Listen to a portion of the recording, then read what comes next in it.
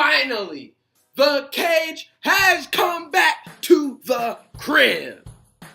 Welcome back to another episode of Cage in the Crib. I got another motherfucking guest on my shit. This is a big one. Be ready. I'm not going to tell you who it is. Just watch and then be ready. I'm here with Mr. Lights Out, the owner, the operator, the CEO, the head bitch in charge, the one, the only, Matt Frendo. Welcome to Cage in the Crib. How you doing, man? I'm good, man. Thanks for having me on. I appreciate it. Oh, no problem. I've been trying to get you on for a while, you know, but I finally got you. That's all that matters. So, you obviously have your big card coming up February 16th. And so I'm just going to let you talk about that for a little bit. Yeah, February 16th at the Deltaplex. We've got 16 scheduled fights, 8 pro, 8 amateur, headlined by 2 professional titles. In the main event, you've got the first ever super lightweight fight, or super lightweight championship fight in Michigan's history between Kenny Cross and Corey Cuppy. And then in the co-main event, you've got a really nice heavyweight title fight with Brett Martin and Josh Parisian. And we've got a stacked card from top to bottom with some really nice prospects. So it's going to be a good night for sure. Okay. Talk about your journey in the beginning. Nobody seems to remember, but I remember you used to be a parking guy at Pro Ball for a little bit, and I remember you selling pulled pork and stuff like that. You've come a long way from just being the help to being that guy. Just tell me a little bit about it. Yeah. So it started, that's how I got involved with local mixed martial arts. And I've always been a fan of UFC, Bellator, stuff like that. But I got involved when KOP started doing shows at my dad's building, Pro Ball, in Holt, Michigan. And, I used to go up there and Jim Overly had the gym in the back of the building. And I'd go up there and watch those guys roll and train and started going to the shows. And, we started doing, I would just work in the parking lot. I would parking lot attendant. And then, when the shows would actually start, I was inside helping my dad run the concession stand and do stuff like that. So I went to school for business management and, I've always been a fan of the business side of MMA, WWE, stuff like that. I try and take things that I've learned, but also in this business, you can't really learn some of this stuff in school. Some of the shit that happens, it's not something you can learn that way. But yeah, I got my start just by that, and then I started helping Jim out more, doing some social media stuff.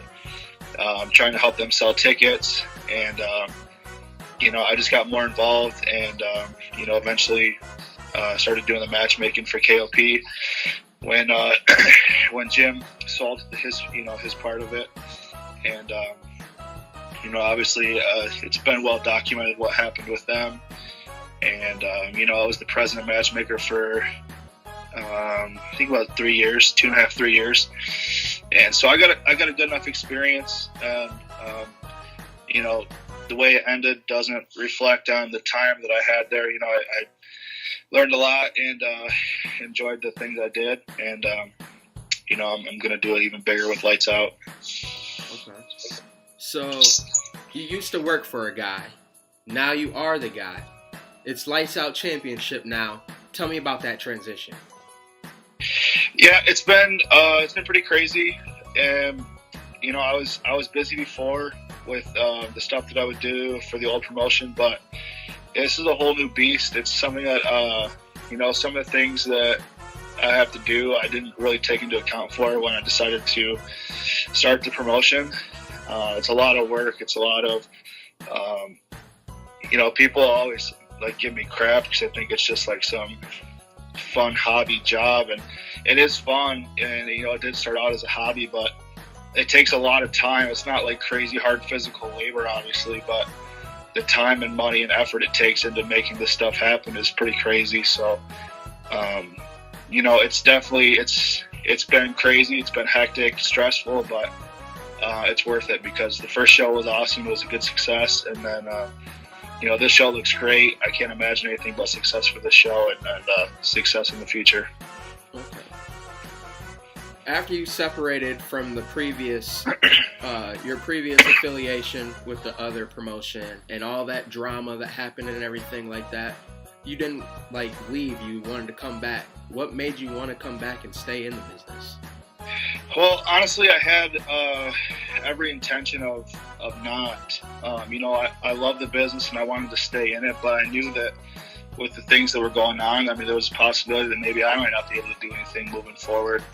And I had a few fighters that I talked to, I'm really close with, and one of the guys most notably was Mo Williams, and I talked to him about all this stuff, and I told him, I said, man, I don't know what's gonna happen. I don't know if I should just go away or what I should do. And he said, just, man, fuck that.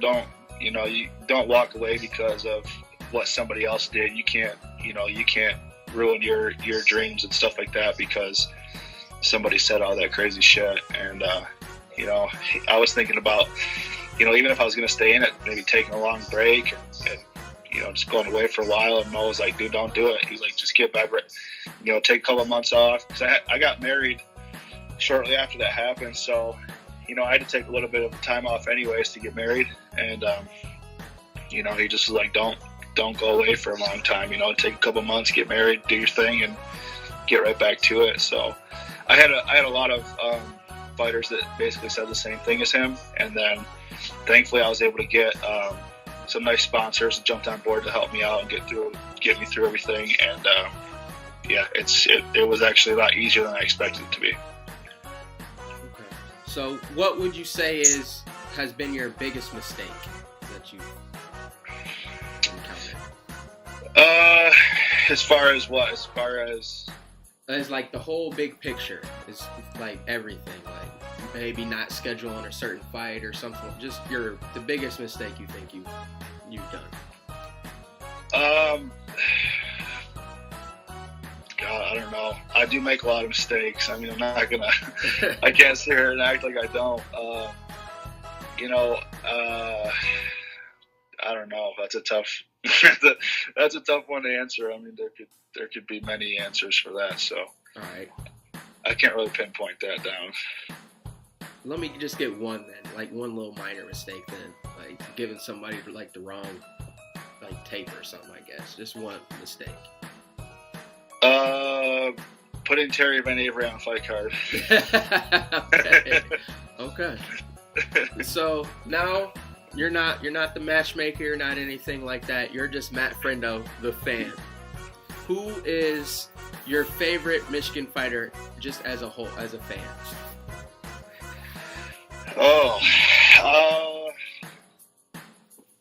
God, that's a tough one too. You're bringing the heat today. Honestly, dude, to be completely honest, one of my favorites to watch is Drew Murray. The dude's always fun to watch. He's always entertaining. That fight recently with him and Darius Estelle was crazy. He always puts on a show. I always enjoy watching Brandon Emmons. I like seeing a lot of stand-up, a lot of striking, and I've never seen Brandon attempt a takedown. So, I definitely am a fan of those guys. There's a long list of guys. I really enjoy watching quite a few guys in Michigan. And, but yeah, honestly, I think Drew Murray is probably one of my top guys I'd like to see. Okay. So now I'm going to ask you another question. What the hell really happened with the Aaron and Kenny fight? The Aaron and Kenny fight was such a fucking joke. So Aaron's going to try and sit here and say he didn't get his contract. That's pretty high up there with one of the worst excuses I've heard. I don't know if there was something else going on, if it was a weight cut issue, if it was a personal issue. I just wish he would have maybe been a little bit more upfront with what was going on. But just to say I didn't get my contract, so I'm not fighting, I don't know. That's why didn't he ask again for the contract? Why? I sent it. I showed that proof. I sent it to him, his personal email, his coach's email. And at first I was thinking, man, maybe he just bitched out, but he went and fought for TWC and he fought Kenny, so obviously it wasn't that he was scared. I mean, I don't know what it was. Right. I still, to this day, I mean, I don't have any contact with them. That bridge is burned. I've made it very clear to him and his coaches I'll never book anybody from their team again.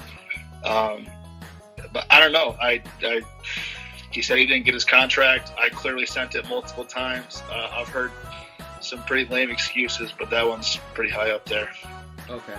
So back in the day, D. Lee and Terry were supposed to fight for you. Why couldn't you get a deal done?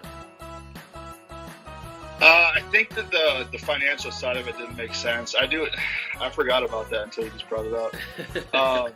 Yeah, I think the financial side didn't make sense. I think there was maybe too much money being asked for, and I don't think I seen the value in return. I know they had some good war words going on, and they were going to hype the fight up that way, but there's been a lot of matchups and guys in the past that hype up fights a lot, and it doesn't necessarily equate to dollars and cents. And if it doesn't make dollars, it doesn't make sense. So, I didn't think it was going to turn out right, so I didn't want to commit that type of money towards it. So whose fault was it? D. Lee's or Terry's? I think D. Lee wanted a little bit more. Terry's usually pretty reasonable with his pricing. So I think D. Lee wanted more, but the reasonings for what he wanted, I get it. I mean, he's not an active fighter. He doesn't train daily. He's not, what I'm saying? It's for him to take the time to come out and fight and do that. I mean, take time away from the other stuff he's got going on daily. It's got to be worth it for him. And it just wasn't worth it for me in the end. Doesn't he have like one of those bare knuckle fights or something coming up for free? I don't know. I'm not sure. I thought he was fighting for WXC or something. I thought he was fighting for a title for WXC. I'm not 100% sure. You'd have to ask him. Oh, yeah, that makes no sense. But anyway, Right. yours truly and Watson, clear it up. What gets said behind closed doors? Who wants to fight and who doesn't? I think you both want to fight. I think, I think you guys both want it. I plan on that fight happening in April. So, I think he's definitely in for it. I know you're in for it, and that's another situation that probably just hasn't happened yet because of the financial aspect of it. But I think we're on track for that in April. What do we got to do to get a deal done? You got to sign the contracts. You got to sign the contracts. Send one. I got you. Okay. All right. So you've been able to inspire some loyalty in some of the big name guys like Kenny and Brett, and there's a few more that fight for basically only you. They fought for you when you were with KOP. They want to fight for you now. How have you inspired them to be so loyal? Like, what makes them want to fight just for you? Well, it just makes a lot of sense for those guys, being that their hometowns are either in Grand Rapids or so close. They sell a lot of tickets, so they make a lot of money. Certain guys that live that close either have deals where they get paid a little bit more on their purse and maybe less on their tickets, or maybe higher on their tickets and less on their purse. But either way, it breaks down to, those guys that have always fought for me, I've always taken care of them really well. And, like I said, the money side of it, they make more money here than they will fighting in Lansing or Detroit or anywhere. So, I think with those guys too, trying to get to bigger shows and stuff, they want to fight in an arena, not so much disrespect to anybody else. It's just, doing an arena show or doing a convention center show or whatever. It's a little bit different, and they sell a lot of tickets and they make more money fighting for me. And, I pay them fair. They know what they're worth. They know what they're bringing in. These guys aren't dumb. They know if they're selling $7,000 to $10,000 in tickets, what they should be making. And, I'm really fair with those guys on their prices, and it just works out.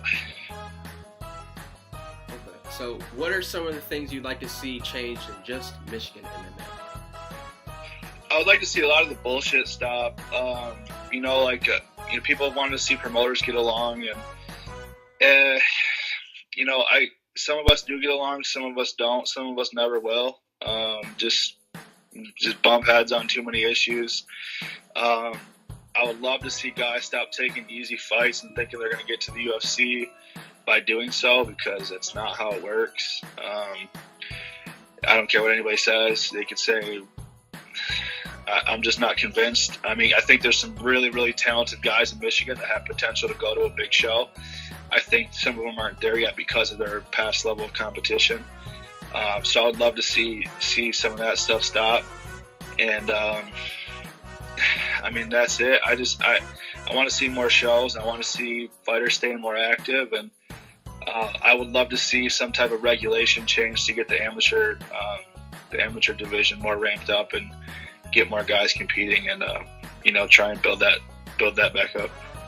So, what are some of the things you'd like to see changed as a whole, like in all MMA or anything? I wish there was something different we could do with the weight cut. Same day weight cuts are tough because you don't give people much time to rehydrate. I don't know exactly how to do it. I don't know if there's maybe a way that fighters have to check in throughout the fight camps to make sure their weights are within certain. I see some of these guys at weigh-ins and they tell me how much weight they cut on fight week or the day of, and it's crazy to me that we've got guys cutting 16, 18, 20 pounds the day of weigh-ins or the day before. I think there's different ways that we could go about doing something with weigh-ins, just to kind of make that aspect more safe for the fighters. And I mean, that's honestly the big thing. I've wanted to see some weigh-in changes for a while. I mean, that's probably the main thing. So what's the favorite part of your job? Being a matchmaker, being a control freak, being the head bitch in charge, or actually throwing the show? Like, what's your favorite part?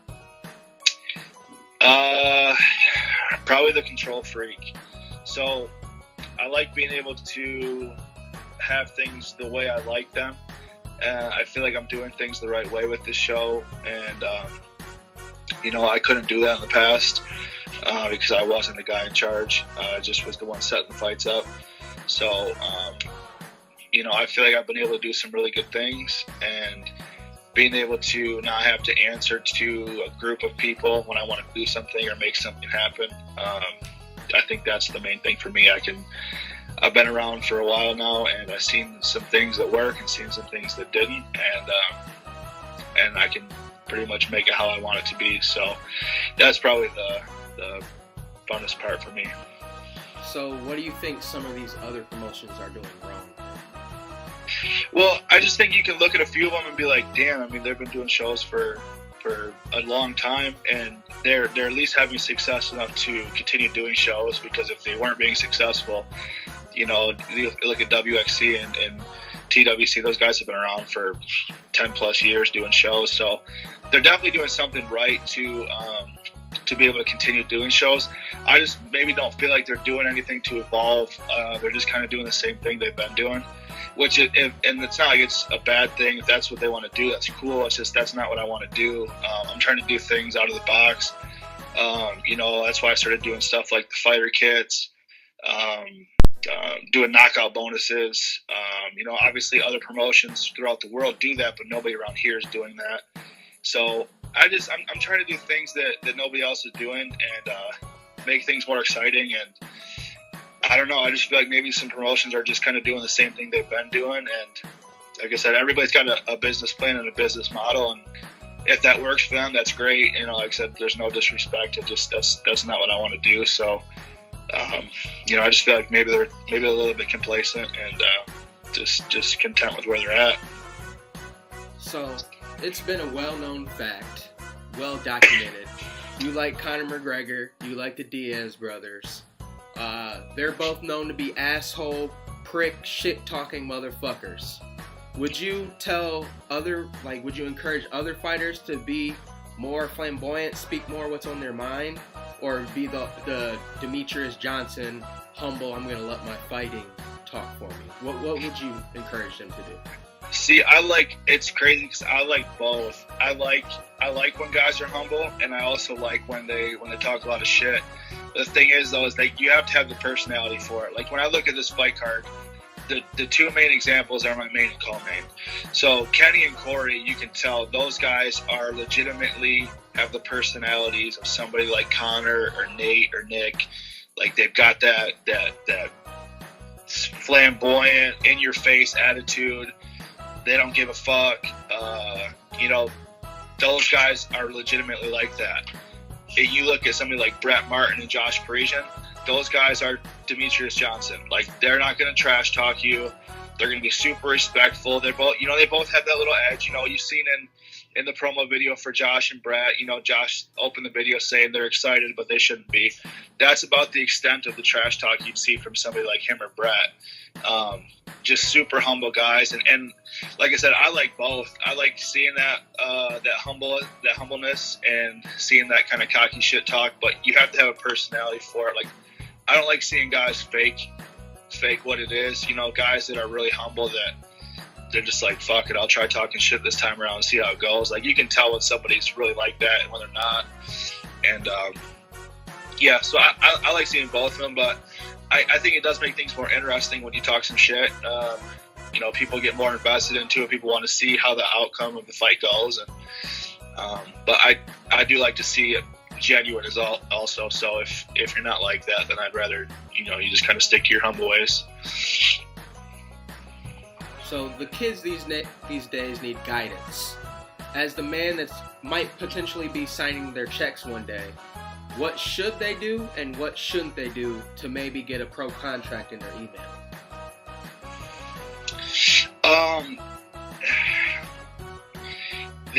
On the local scene, it's tough because you got to sell tickets. You have to prove your worth. You have to be able to show that if you want X amount of dollars, you can bring X amount of dollars in. You have to obviously be a good fighter. I like to see guys training in gyms. Not anything against independent fighters, but I've learned my lesson. Dealing with independent fighters are not always the most accountable. I like to see guys with the full package. I don't like to see somebody that took 3 or 4 bum fights as amateurs and beat up a bunch of guys that don't train, and now all of a sudden they think they're world beaters and they want to come and I don't know. You got to show your worth. You got to show that this is really what you're about, because I'm trying to take lights out in a different direction. I'm not trying to just put any fighter on the card just because they say they're a fighter. But I actually want them to have some type of background and be with a good camp, and I want their coaches to tell me, yeah, this guy's putting in work. Like, I don't want to just put somebody in there just to fill a fight card. I don't want to ever have to get to that point where I'm just putting guys on just because I have to put a good show, to fill a card. Like, I don't want it to get like that. And that's kind of why I put a lot of emphasis on doing some other type things, like the promo videos, fighter kits, bonuses. Like, I want the best of the best to be like, fuck, I want to fight for that guy because he actually cares. He's actually going the extra mile to make it to where these fighters want to fight. And, that's kind of the direction I'm going with Lights Out. All right, cool. So now we're starting to get to one of the funner segments. It's fuck one, marry one, kill one. Here are your 3. Jack Nicholson, 1985. Bruce Jenner, and Ashley Frendo.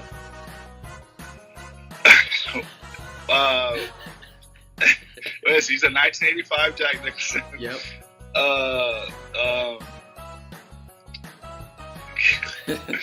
What Bruce Jenner are we talking about? Pre or post? Pre.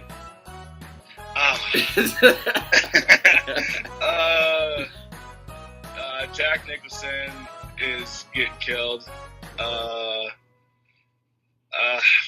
I gotta marry Ashley, obviously. So, I was hoping you were gonna say post Bruce Jenner because she's fine. So, hey, it's 2019. Whatever, love is love. Love is love. Yeah, we don't hate. Okay, so tell me one person you like in the MMA game and why? One person I like in the MMA game? Yeah. I like Big John. I like John Eubanks. He's always been super cool with me. Even before any of that stuff happened with me leaving KOP, he was always, giving me advice, giving me tips, stuff like that. And he's you can tell when guys are trying to be friendly or helpful for a reason if they've got ulterior motives. And I never felt like that with John. He's just, like I said, he's been a big influence and he's been a big help with what I've got going on. And there's not, in this business, it's pretty cutthroat. I don't have many friends as far as promoters or other companies and stuff. And John's always been somebody who's been really cool with me about it. So I would say John for sure. I think he's genuinely a good guy, and there's not many of those around. One person you hate in the game. One person I hate in the game.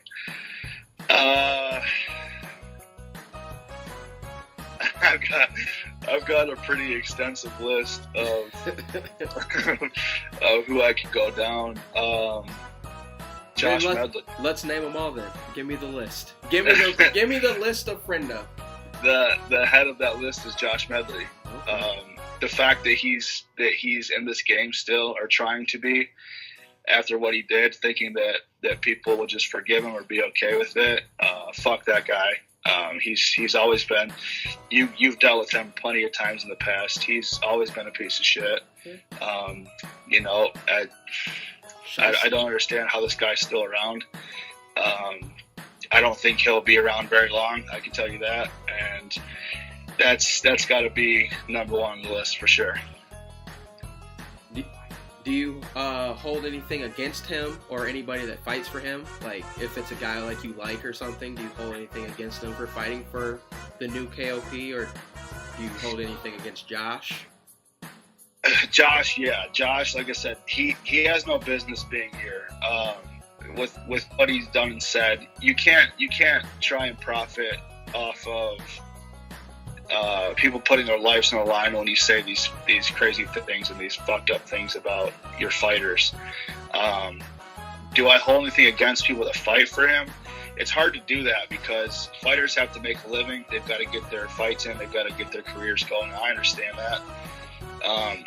With TWC back, WXC doing all the shows, Big John doing the shows, PFO, and then with me doing shows now, I think there's plenty of shows going around. There's going to be more added between all the promotions I just named, to where I would encourage people to not fight for them, just because I think there's better opportunities, and just fighting for them alone, your name gets attached to that. It might not look that good on you.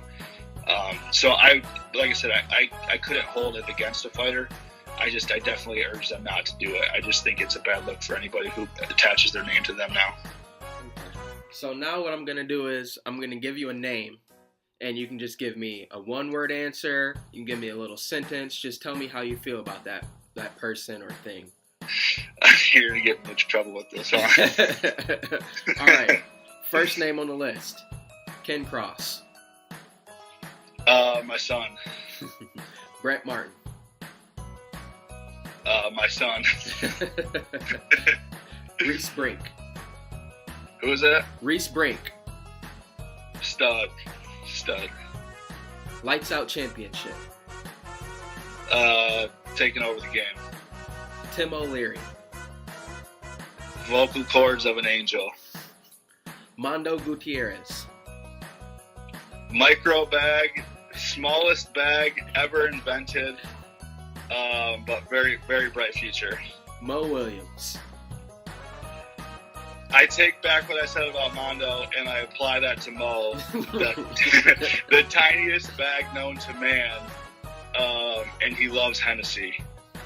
Donald J. Trump. Piece of shit. I mean, you got to be careful what you say about him on social media. He's sending people to doorsteps now if they say the wrong thing, but... Caitlyn Jenner. Oh, we're talking Caitlyn Jenner. Caitlyn. Fine. Cody Stamen. future world champion. The dude works so hard. I stopped in MTT a few weeks back, and we were there for 2 hours filming Kenny's promo video, and Cody never stopped that whole 2 hours. He works his ass off. I think he's going to be world champion. Mike Kamita. Mike Kamita. Ugly as shit. If he doesn't fight again, I told him I will not retire from MMA until he loses his weight, gets out of the heavyweight division, and comes back and fights. And I give him shit about it almost weekly. So, Corey Cuppy. Michigan's Nate Diaz. He's an OG. He takes no shit. He wants to slap people in their mouth, open palm. I'm super excited for him to fight for me. The Diaz brothers. OGs, man. They're OGs. They smoke a lot of weed. They'll fight you anytime, anywhere. Unfortunately, UFC doesn't want to pay them what they're worth, so they're not fighting right now. But they were two of the biggest reasons why I was an MMA fan growing up. Josh Medley. Piece of shit. He should go back to hiding, and he should be thankful that nothing crazy happened to him for what he did. Ashley Frendo. The love of my life. The future mother of my children. Gay. That was gay. Justin Overton. The greatest entrance fighter of all time in any organization. Still to this day, my favorite walkout was your Austin Powers one at the Berlin. And Terry watching in the background was great. Terry was trying not to laugh hysterically. I don't remember who he was with, but yeah, that's my favorite. Don McGuire. Piece of shit. That guy is a massive piece of shit. He's biggest hypocrite, biggest egotistical. I couldn't even explain why he has such a big ego. The guy, nobody knows who he is, and with what he called Mike Myers, and piece of shit. Sheena Starr. Oh, I knew you were gonna have her on the list. Here's the thing: Sheena and I do not get along in any way, shape, or form. I do have some respect for what she's done because she really does do quite a bit, and she has for a long time. I don't like her. She doesn't like me. I don't have a ton of great things to say, but I do have some respect for what she's done, but also would be fine never talking to her again. Okay. Roses are red, violets are blue. I'll beat the fucking shit out of Cam Snyder if you ever book that fight. Thoughts? I don't think Cam wants to fight anymore, man. I don't know. I haven't talked to him in a while. I don't know if he's ever going to fight again. If he does, I would definitely like to book it. I don't know if he's fighting anymore. Roses are red, violets are blue. Andrew Watson can get this shit too. Well, in April you'll have your chance with that. All right, so now it's the best part of the show. It's time for you to cut your promo. Are you ready for this? I think so. I've watched a lot of WWE in the past, so I'll give it my best shot. Okay, Matt Frendo, cut your promo. Saturday, February 16th, at the Deltaplex in Grand Rapids. Lights Out Championship is about to put on the best there is, the best there was, and the best there ever will be. In my best boy impression, WXC, TWC. What are you guys talking about? You guys stop playing with me in here. If you want to see a real MMA show, buy those tickets. Be in Grand Rapids on Saturday, February 16th, and see the best MMA show you've ever laid eyes on. That's the best I got. And I'm joking. Don't take this serious, Mike or Pete. Don't give this to me. That's all in fun. All right. Thanks for being on. That was a lot of good information. So, once again, everybody, this is Matt Frendo, CEO, matchmaker, president, big dick, whatever you want to call him.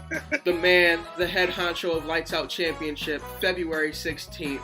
Be there or be fucking square. Thank you, Matt, for being on the show. Thanks, Justin. I appreciate it. This is Matt Frendo. Thanks for having me on Cage in the Crib. Appreciate it. Saturday, February 16th. Check us out.